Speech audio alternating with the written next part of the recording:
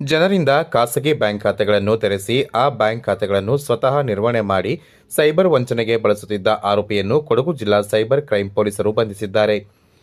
ಯಸಳೂರು ಸಮೀಪದ ಈಚಲಬೀಡು ಗ್ರಾಮದ ಕರಣ್ ಎಂಬಾತನೇ ಬಂಧಿತ ಆರೋಪಿ.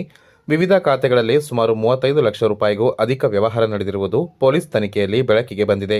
ವಿದ್ಯಾರ್ಥಿ ವೇತನ, ಮನೆ ಸಾಲ ಮುಂತಾದ ಕಾರಣಗಳನ್ನು ಹೇಳಿ ಜನರಿಂದ ಖಾಸಗಿ ಬ್ಯಾಂಕ್ಗಳಲ್ಲಿ ಖಾತೆಗಳನ್ನು ತೆರೆಸಿ ಬಳಿಕ ಆ ಖಾತೆಗಳನ್ನು ನಿರ್ವಹಣೆ ಮಾಡುತ್ತಾ ಸೈಬರ್ ವಂಚನೆಗೆ ಬಳಸಲಾಗುತ್ತಿರುವ ಕುರಿತು ಕೊಡಗು ಜಿಲ್ಲಾ ಪೊಲೀಸ್ ಸೈಬರ್ ಕ್ರೈಂ ಠಾಣೆಯಲ್ಲಿ ಜೂನ್ 13ರಂದು ಪ್ರಕರಣ ದಾಖಲಾಗಿತ್ತು.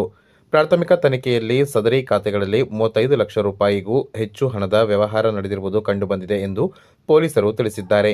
ಇದೀಗ ಆರೋಪಿಯನ್ನು ನ್ಯಾಯಾಂಗ ವಶಕ್ಕೆ ಒಪ್ಪಿಸಲಾಗಿದೆ. ಸಾರ್ವಜನಿಕರು ತಮ್ಮ ಬ್ಯಾಂಕ್ ಖಾತೆ, ಎಟಿಎಂ ಕಾರ್ಡ್, ಚೆಕ್ ಬುಕ್ ಅನ್ನು ಇತರರಿಗೆ ನೀಡಬಾರದು.